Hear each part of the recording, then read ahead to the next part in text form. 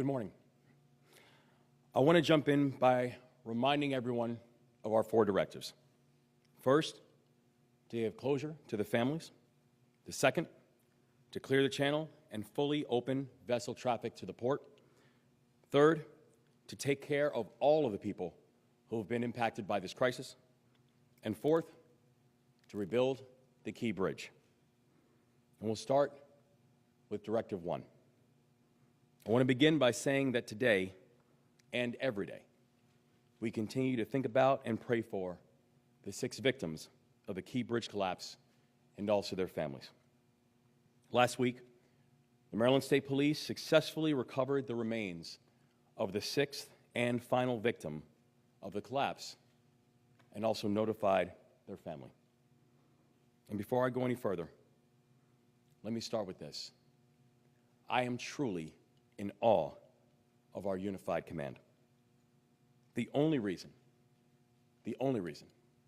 that we were able to retrieve all 6 victims is because of the constant communication between every single part of this team.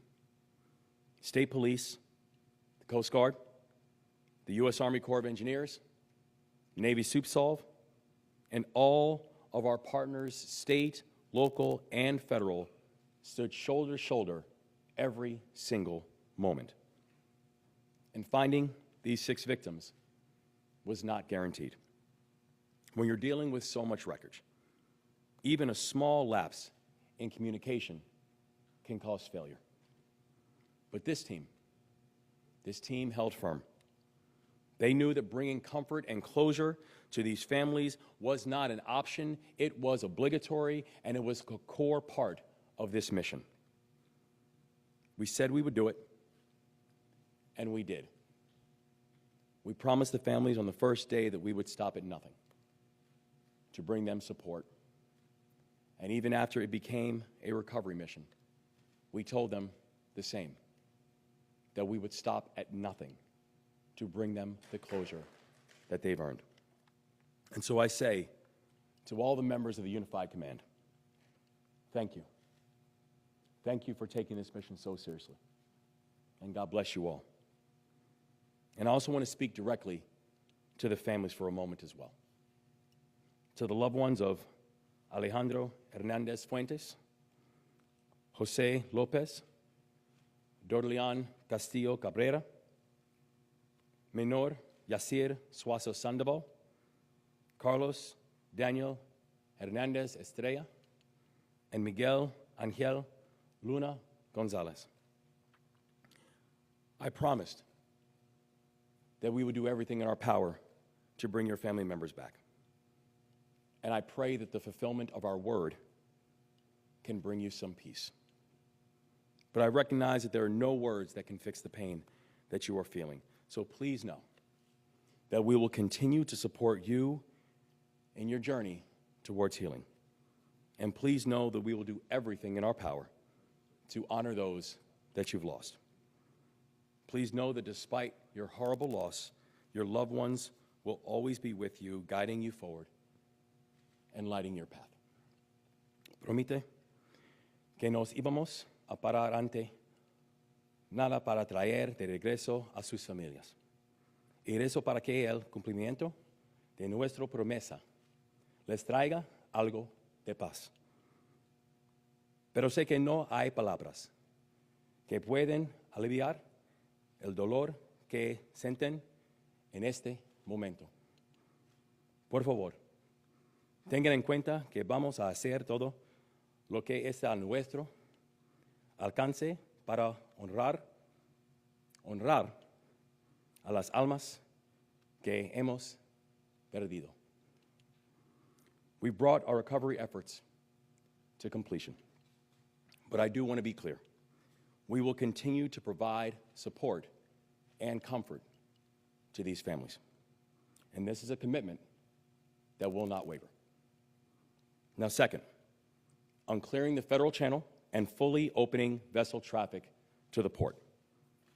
We remain on track to fully reopen the full 50-foot channel, and this evening at 5 p.m., weather permitting, Unified Command will deploy the use of precision cutting to clear the wreckage on top of the dolly.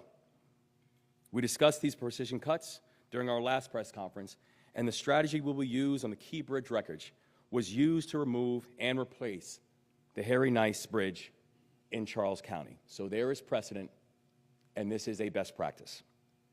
I've said it before, and I will say it again, that safety in this operation is our top priority. We've gotten to this point without a single injury. We plan on continuing this mission without a single injury. That is the standard that we have going forward. The use of precision cuts will help us to preserve our strong safety record on this mission, and I want to remind everybody just how complicated this mission is.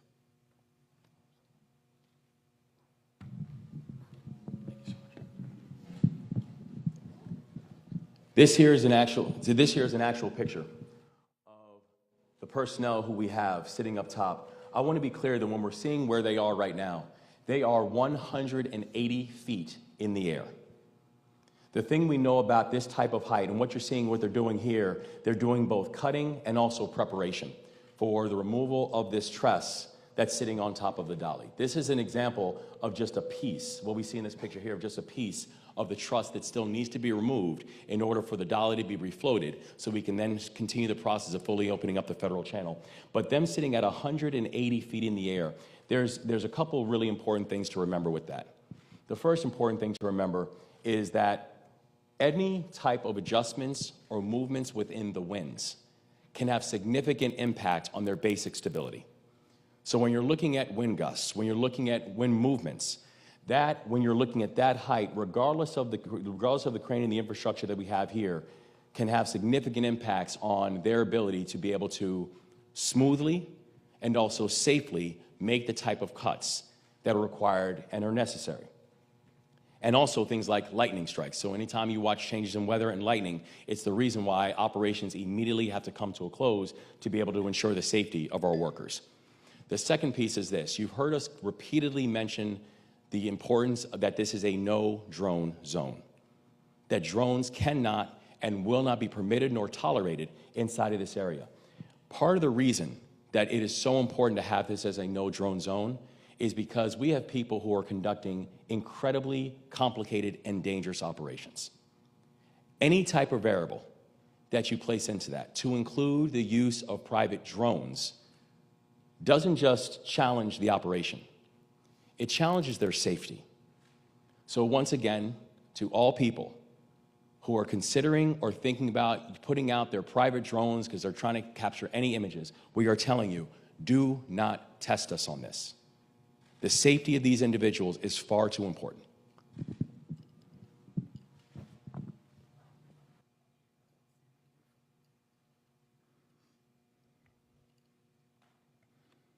And we're now very close to fully clearing the channel, and we're already getting large ships in and out of the port of Baltimore.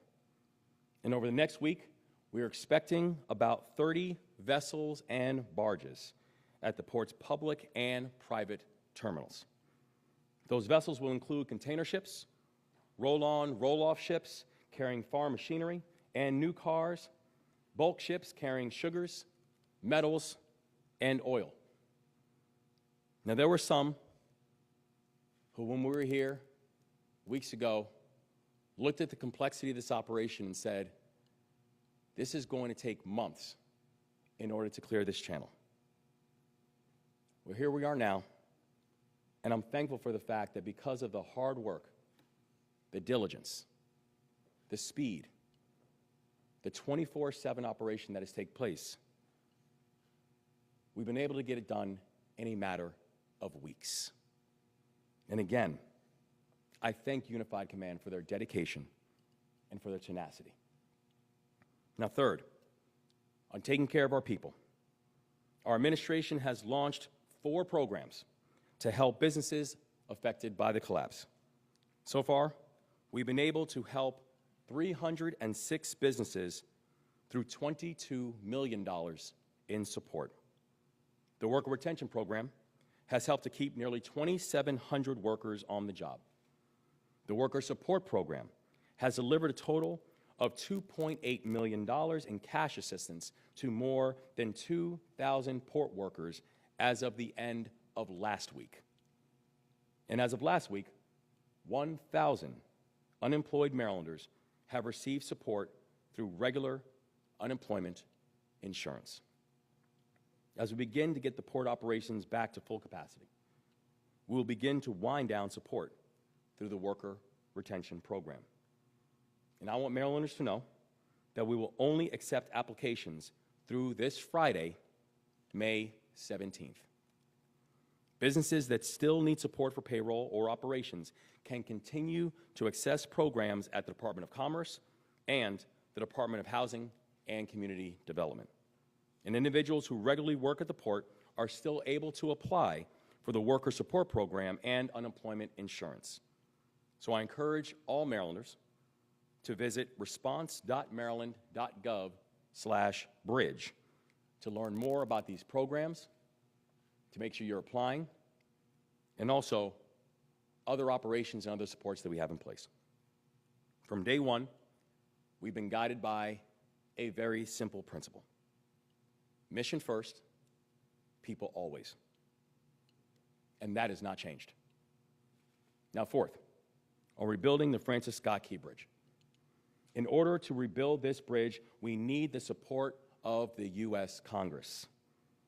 And to date, we personally met with, spoken with, and had coordination with nearly 100 members of Congress. Last week, our team has had another meeting with Secretary Pete Buttigieg and the Director of Management and Budget, Shalonda Young. On May 2nd, we welcome Republican Chairman Tom Cole and also Chair Womack and members of the House and Senate Appropriations Committee to the City of Baltimore.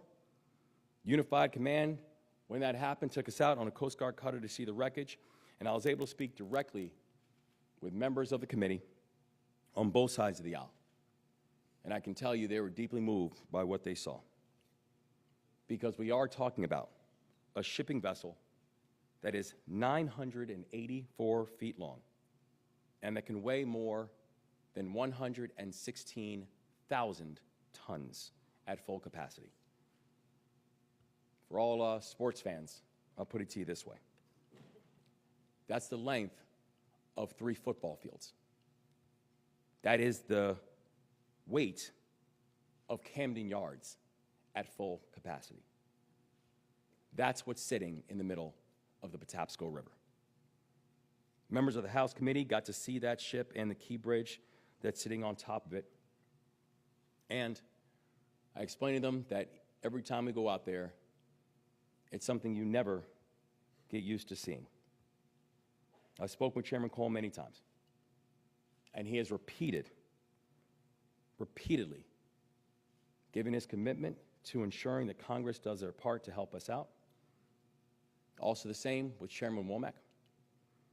And I also want to give a special thank you to the leaders of our delegation, Senator Cardin, Senator Van Hollen, for taking the Senate floor to discuss the importance of rebuilding the Key Bridge. I want to say it publicly, and I will keep on saying it publicly. Without the leadership of Senator Cardin, we're not where we are already, sir. We are grateful beyond words to you for your leadership and your support.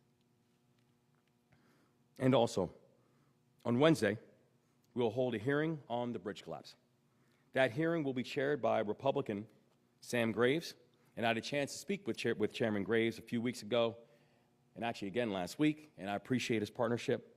His committee will soon learn what all of us know, that rebuilding the Francis Scott Key Bridge is not about nostalgia. It's about necessity. This is a critical artery of commerce at the Port of Baltimore and all along the I-95 corridor. We need this bridge rebuilt, and we need to get it done with full congressional support. The bridge replacement is qualified for expedited permit review under the National Environmental Policy Act categorical exclusion list. So we are moving fast. We're covering all bases. We're not slowing down, and we're going to get it done together. And our coalition continues to grow by the day. I'm proud to stand with each and every one of our partners. And I want to make note that as we're looking to our left and to our right, these are individuals who have been here since day one, who've been working, coordinating. Our local leaders, our mayor, our county executive, every member of this team who has put in remarkable, remarkable work. Our lieutenant governor, leading the charge and making sure we're supporting our workers. But also, each and every one of us are incredibly proud to be joined here today by House Speaker Emerita, Congresswoman Nancy Pelosi. Speaker Pelosi is here because she doesn't just understand what's at stake for the nation. She firmly and gutturally understands what's at stake for Baltimore. And I say gutturally because she grew up here. Her father, Thomas D'Alessandro Jr., served as the mayor of Baltimore for over a decade. Her brother was mayor from 1967 to 1971. This is a family with a very long history of public service, not just to this country, but to this city. And I can tell you one of the first people that reached out to me after the collapse of the Key Bridge was Speaker Pelosi. In the halls of Congress, she's already been working on our behalf. She's been rallying the cause. She's been working with leaders on both sides of the aisle to marshal support that we need to rebuild this bridge. And she's breaking down party divisions to unite the House so we can come together and get the job done. So to Speaker Pelosi, I want to say thank you for showing what it means to be Maryland tough and Baltimore strong.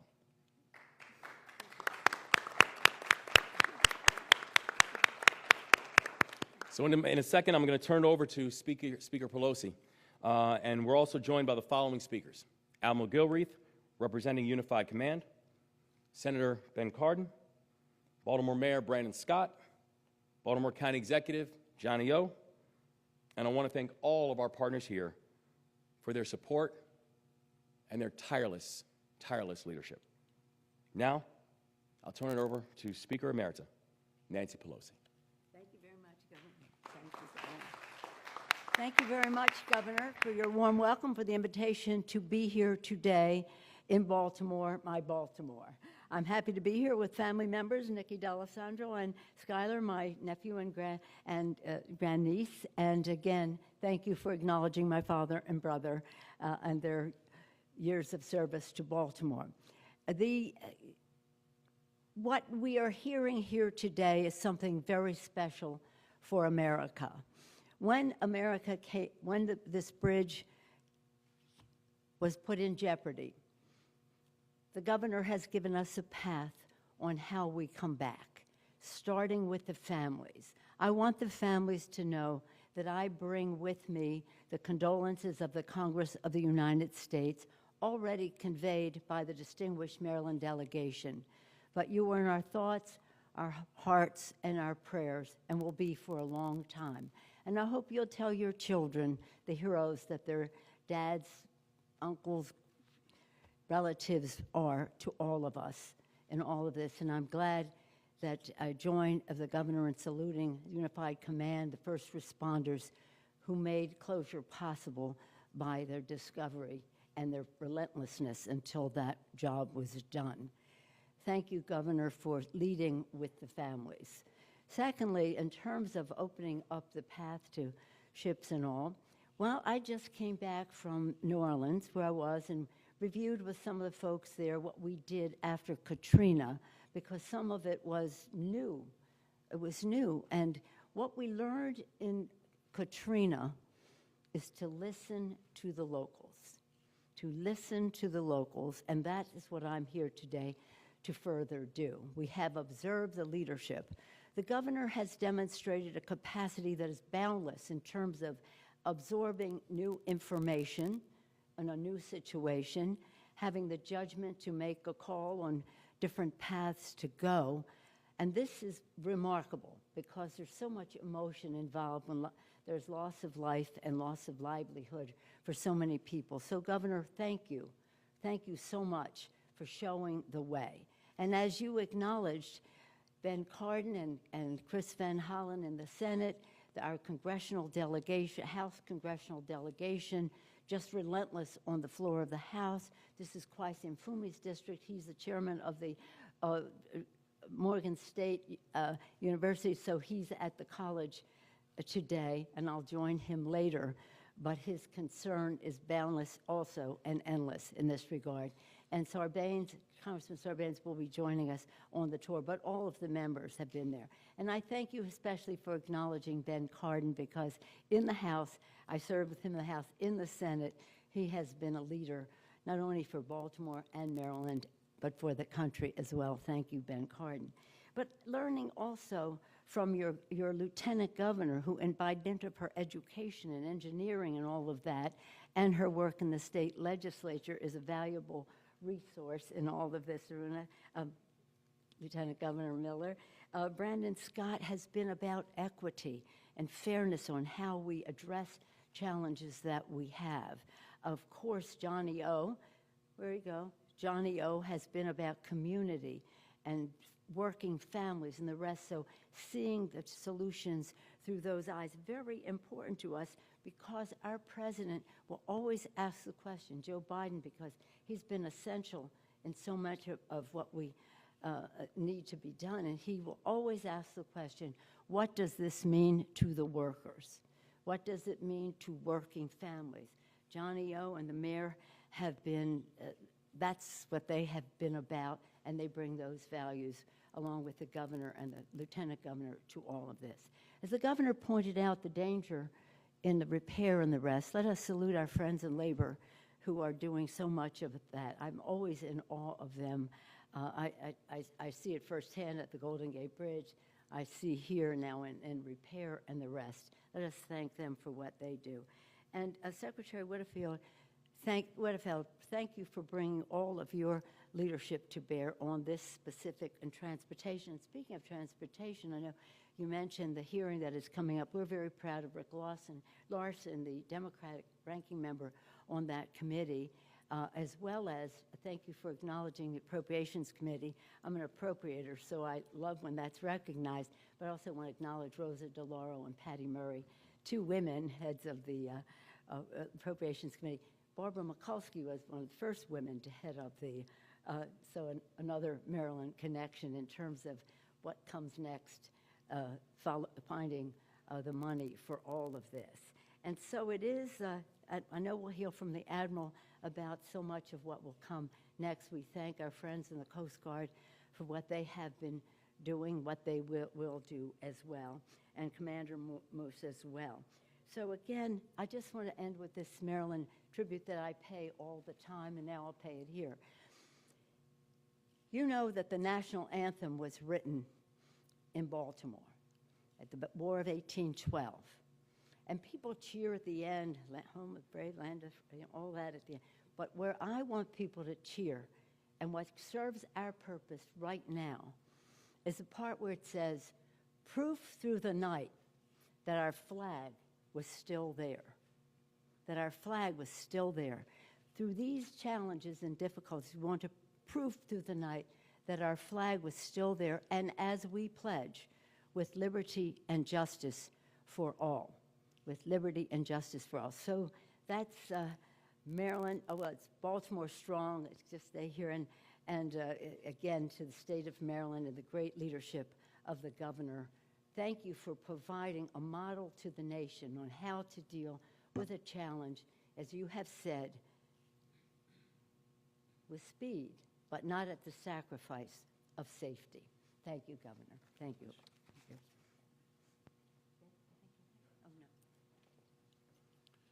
Good morning. I'm Rear Admiral Gilroy speaking on behalf of the Unified Command. First, our thoughts and prayers remain with the families. We are thankful that we were able to recover all of the victims, but our thoughts and prayers remain with them. Second, on the progress towards restoring commerce to the Port of Baltimore, we continue to make excellent progress in that regard. Over the last 7 weeks, we've moved a total of 365 commercial vessels through the alternate channels that have been established. And since last Wednesday night, we reopened the limited access deep draft channel for traffic, and we've continued to move vessels through there on a not to interfere with salvage basis. And we are going to keep that open until this afternoon, when we will close that until we are able to complete the precision cutting on the dolly. So to update you on the salvage operations, the first priority is, again, clearing all the debris from the deep draft channel. And the U.S. Army Corps of Engineers, U.S. Navy Supervisor of Salvage, and their contractors, along with all the other salvage who are participating, continue to make great progress in that regard.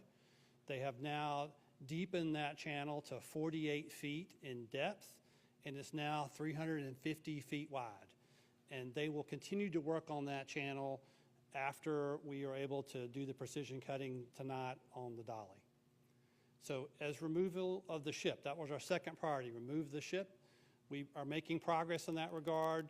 We had some difficult weather over the last week or so with some high winds, and yesterday we had some delays due to lightning, but we are on track for this afternoon at 1700 to do the precision cutting. After we do the precision cutting, we will then go back and resurvey the channel as well as survey around the dolly to make sure there are no obstructions that came from that precision cutting that would interfere with traffic. And then we will reopen the limited access channel to traffic at that particular point in time. And then we will refloat the dolly and remove the dolly in approximately 2 days. So that's the plan, to remove the dolly.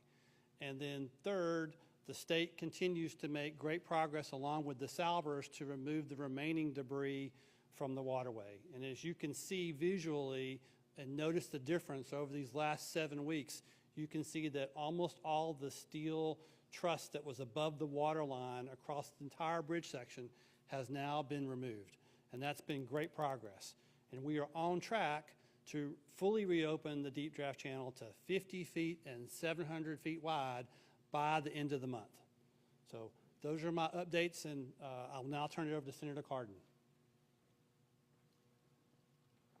Well, Admiral, first of all, thank you very much. The Unified Command has truly been a model for our nation on teamwork, working together, accomplishing a mission that when we looked at the bridge in the channel on March 26th, I don't think any of us thought we would be where we are today and restoring as much of the traffic through the Port of Baltimore as we have. Congratulations to the Unified Command. We could not have done it without all the people here, and we really salute you for your incredible leadership, your talent, and your commitment. Governor Moore, you made this all happen. It takes the leadership of the governor to bring us all together, to have a game plan that can work. I want you to know the 4 priorities that you mentioned. First, to make sure the families of the victims are taken care of, to bring closure as you have to the 6 victims of this horrible, catastrophic collision and destruction of a bridge has been accomplished. Second, to restore commerce to the Port of Baltimore as quickly as possible, and we are far ahead of schedule in accomplishing that. Third, to take care of the thousands of people that have been hurt by this bridge coming down. The businesses, the employees, the workers, the business coming into Baltimore, all that has been impacted by it, and you have developed a game plan working with all of your partners at the federal, state, local levels, been able to get that done. And then third, to make sure that the story of the Francis Scott Key Bridge does not end here, that a replacement bridge will be rebuilt as quickly as possible, and it will be built even stronger to deal with the current realities of commerce that come through the port. You have the total support of our Maryland federal delegation. All 10 of our members support those 4 missions. I want to give a shout out to Senator Van Hollen and Congressman Mfume, but our entire district. Speaker Pelosi, it is always wonderful to have you here. You really energize us all, so thank you so much. Speaker Pelosi and I have served in many ways together through many missions. She is an inspiration for everyone. And we're glad that you may have a home in San Francisco, but your heart really is in Baltimore, and we appreciate that very much. And we have never, ever acknowledged your citizenship anything other than it being in Baltimore. So thank you so much for your leadership. Team that put this together, it's been our governments, private sector, companies, nonprofits, all working together, originally taking care of the first responders. Restaurants closed their businesses in order to make sure that they could provide the food. To take care of the families, we've seen companies come forward with resources. But the extraordinary leadership at the local level is perhaps the most challenging. So to Mayor Brandon Scott and to County Exec Johnny Oshesky, you didn't worry about where the line between Baltimore City and Baltimore County was. You worked together as a team with Stuart Pittman and Anne Arundel County, and you provided what we needed at the time to make sure there were no gaps. And that's an extraordinary partnership in order to bring this about. And to Lieutenant Governor Miller, I want to thank you because Speaker Pelosi's right. It's wonderful to have an engineer available that we can get free advice for at the state level. So it's really been a team effort. I just want to make one last point. This is National Infrastructure Week. And we would not be in the position today, Governor, to get the funds we need to replace the bridge if it were not for the leadership of President Biden and Speaker Pelosi in getting that infrastructure bill to the finish line that puts enough money in the federal checking account so we can deal with major infrastructure in this country. Because you see, the replacement of the Francis Scott Key Bridge will be one of the largest infrastructure transportation programs in America. It's going to require a considerable amount of resources. We are going to receive the money from the Emergency Relief Fund. We'll get the money. But there are other projects in the nation that need funds. And if we didn't have the replenishments that came through the infrastructure bill, Madam Speaker, we would never be in the position we are today to give the confidence that we'll be able to get the money necessary for the bridge. And Governor Moore, you've talked, I think your Rolodex on members of Congress is better than mine. I'm going to have to get your list to help us figure out how I can reach members as quickly as you have.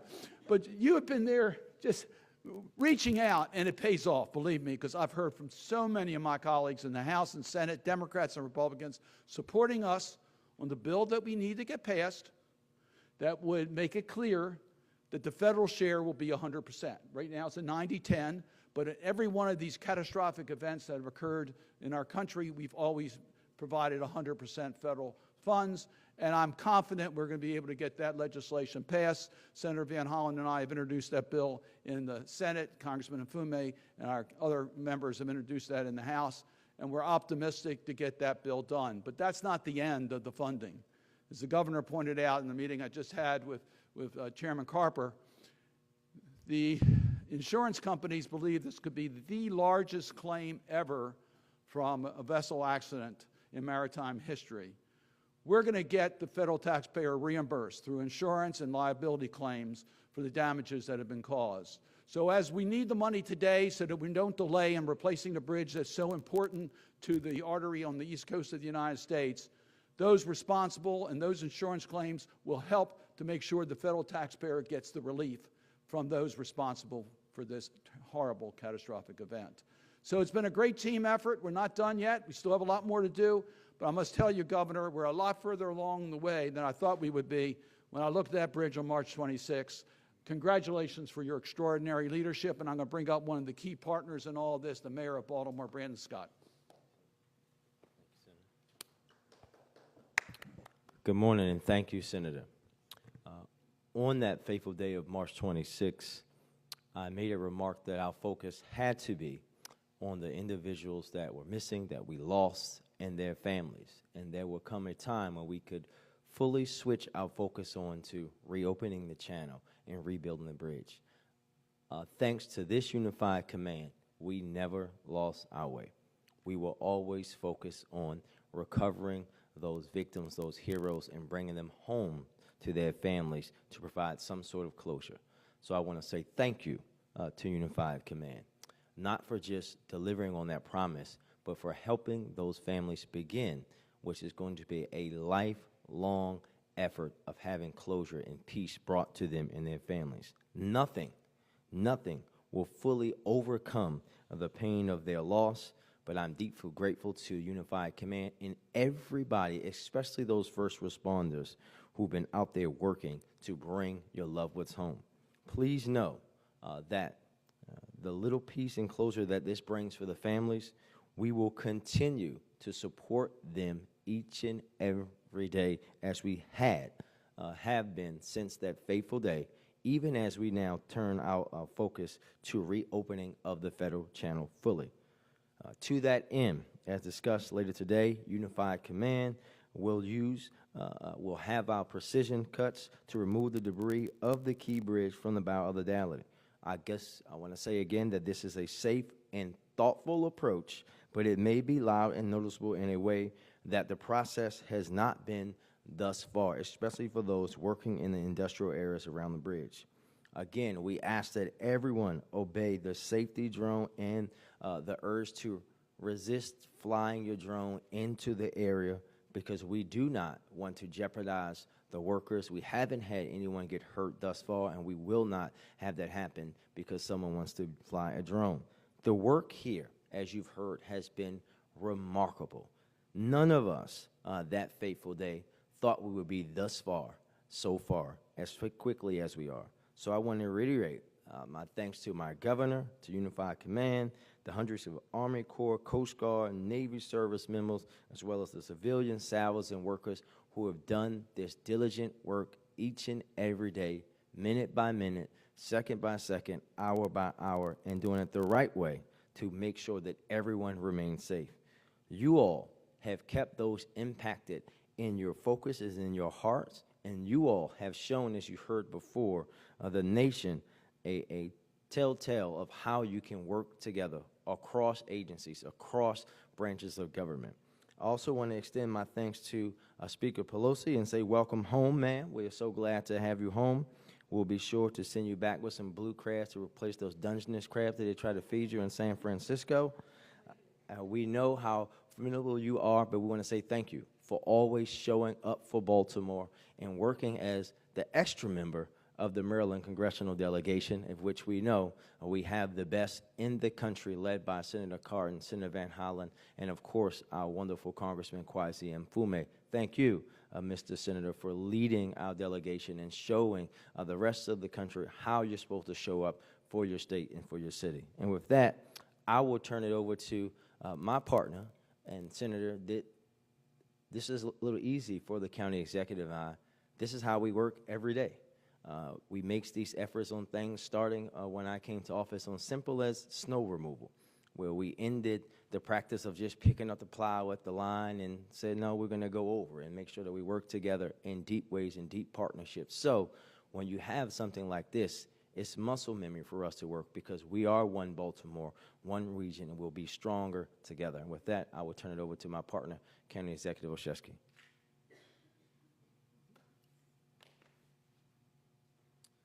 Thank you to my friend and partner, Mayor Scott.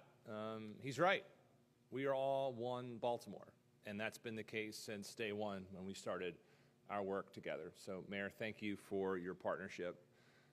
It truly makes a difference, particularly in moments of great challenge.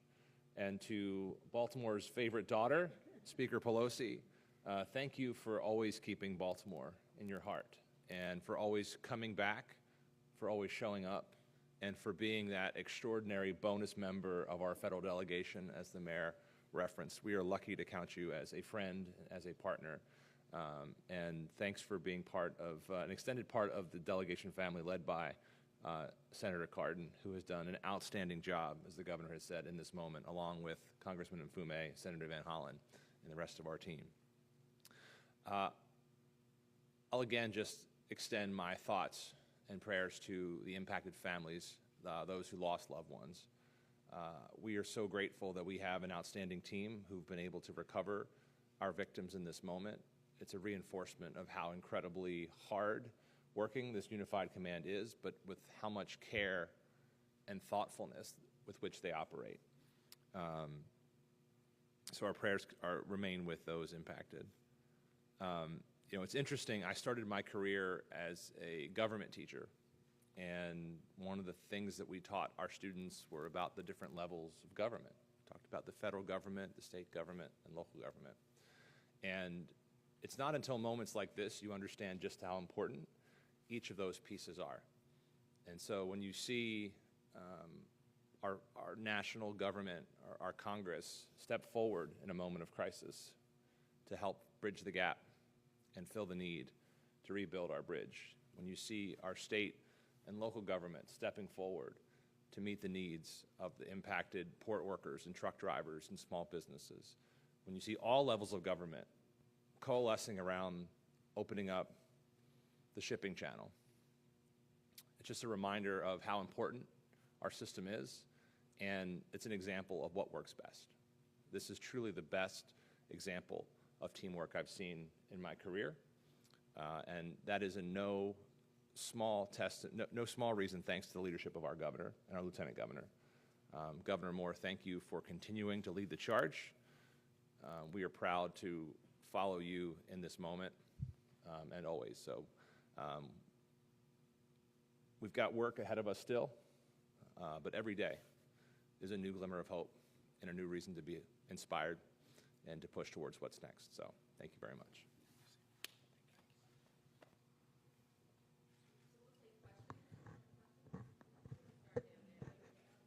Probably for the Rear Admiral. Thank you.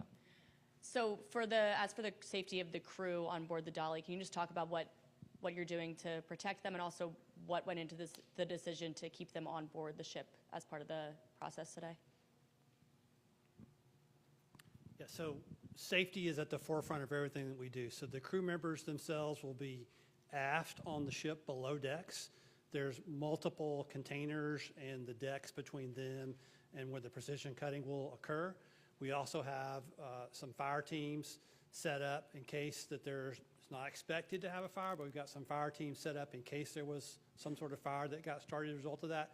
And we're going to have a water curtain on the front of the vessel in between that and where the precision cuts are going to take place as well to prevent that. So we've taken into account the safety of those crew members at the very beginning, and that's what we're doing.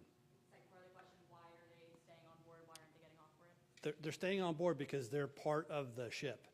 They are necessary to keep the ship safe and operational. If something were to happen, they are in the best place to actually fight a fire on board the ship because they're familiar with it. They're familiar with all of their safety equipment. They are the best responders on board the ship themselves.